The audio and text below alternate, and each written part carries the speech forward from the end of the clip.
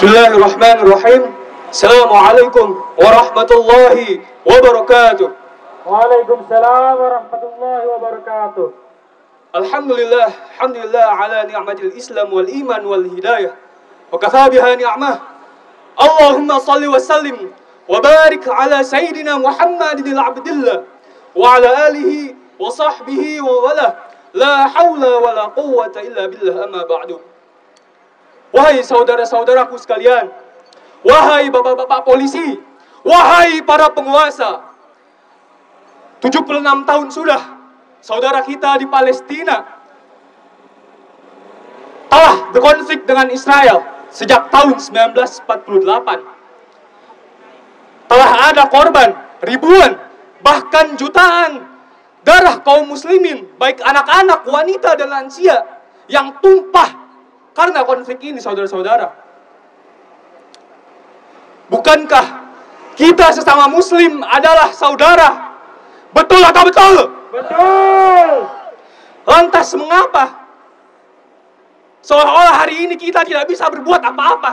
Seolah-olah hari ini kita tak berdaya ketika menghadapi saudara-saudara kita. Bukan hanya di Palestina, tapi di seluruh dunia, di Uighur, di Myanmar, bahkan di Timur Tengah, semua. Hari ini umat muslim seolah-olah menjadi korban atas kebiadaban Zionis dan Amerika hari ini.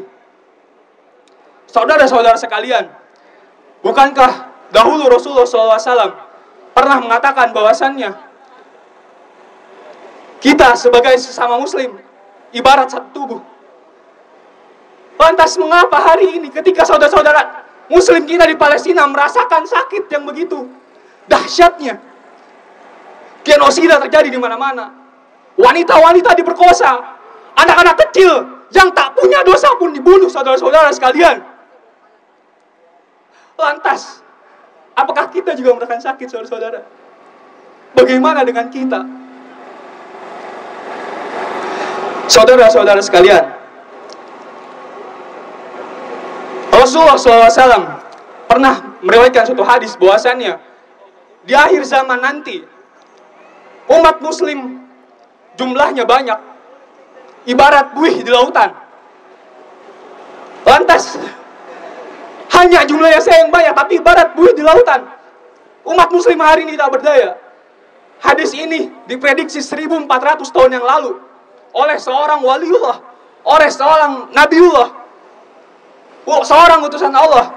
Bahwasannya benar, bahwasannya hari ini terjadi, saudara-saudara. Hari ini umat muslim di dunia jumlahnya 2 miliar orang, 2 miliar jiwa, namun tak berdaya menghadapi Zionis Israel yang jumlahnya hanya 9 juta jiwa. Apakah betul perkataan Rasulullah SAW, saudara-saudara?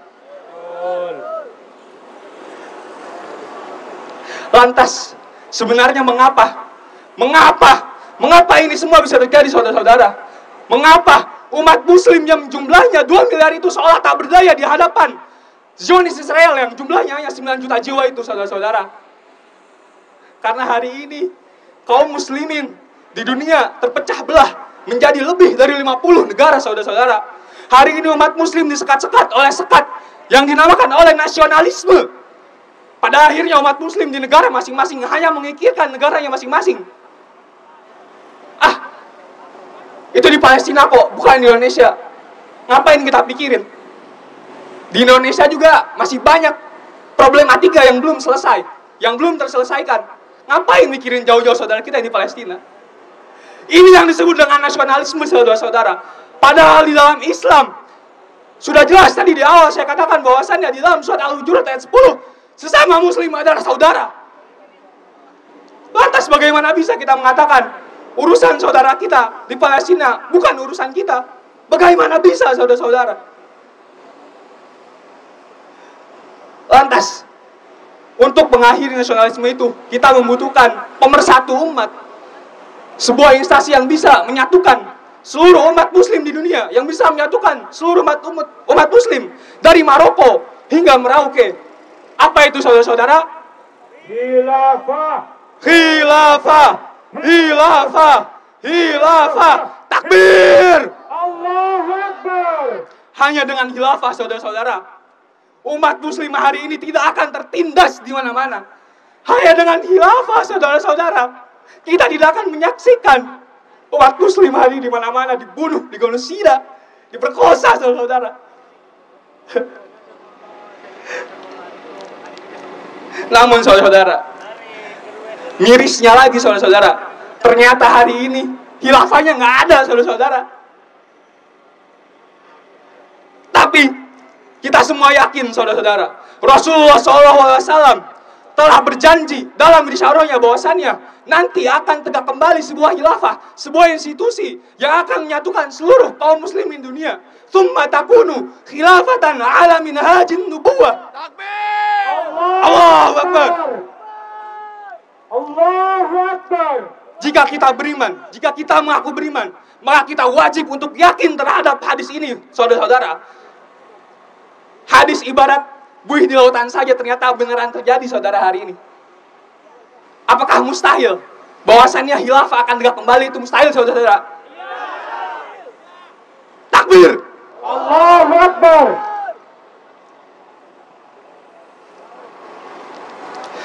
Oleh karena itu saudara-saudara, karena hari ini khilafahnya belum ada, kita semua yakin khilafah pasti tegak. Kita mengusahakan itu, kita mendakwakan itu, kita menyuarakan itu. Namun saudara-saudara, langkah yang paling mungkin untuk dilakukan sekarang untuk menyelesaikan problematika saudara kita di Palestina hari ini adalah dengan mengirimkan bala bantuan berupa tentara, saudara-saudara, untuk membantu saudara kita di Palestina. Bukan hanya dengan bantuan logistik, sosial, obat-obatan, itu tidak menyelesaikan masalah, saudara-saudara. Karena sejatinya hari ini yang dibutuhkan oleh saudara-saudara kita di Palestina adalah tentara, saudara-saudara, pembebasan Palestina. Takbir. Allahu Akbar. Maka dari itu, saudara-saudara, saya ingin mengingatkan kepada kita semua dan juga kepada bapak-bapak polisi yang ada di sini, aparat polisi dan TNI, bahwasannya Allah Subhanahu wa taala berfirman dalam Al-Qur'an, kullu nafsin bima kasabat rohina, bahwasannya segala sesuatu perbuatan kita itu kelak akan dipertanggungjawabkan di akhirat nanti.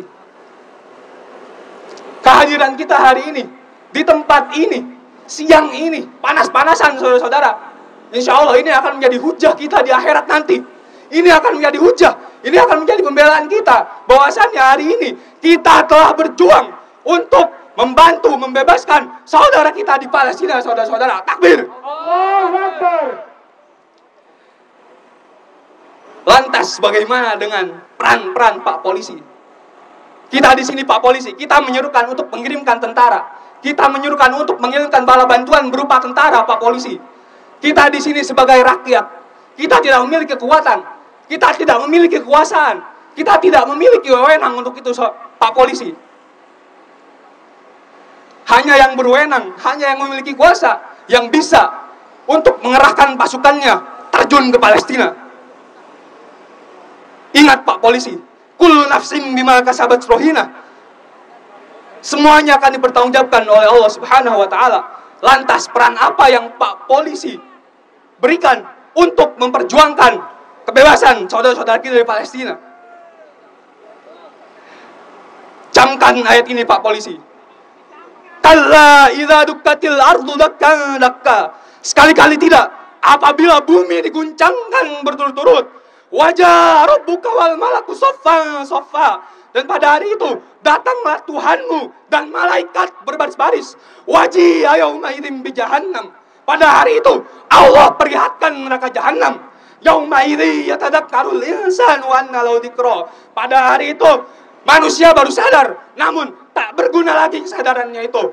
Yaqulu ya laitani qaddamtu li hayati. Maka pada hari itu manusia berkata, alangkah baiknya sekiranya dahulu aku mengerjakan kebajikan. Apakah Pak Polisi nanti ingin menyesal di akhirat nanti? Kita semua muslim, kita beriman bahwasannya nanti kelak akan ada hari akhirat. Kelak kita semua perbuatan kita akan dipertanggungjawabkan. Maka dari itu camkan ayat ini Pak Polisi. Takbir. Allahu Akbar. Sekali lagi, kami menyuruhkan Pak Polisi sekalian, aparat, penguasa, semua untuk mengirimkan bala bantuan berupa tentara kepada saudara kita di Palestina. Takbir. Allahu Akbar. Assalamualaikum warahmatullahi wabarakatuh.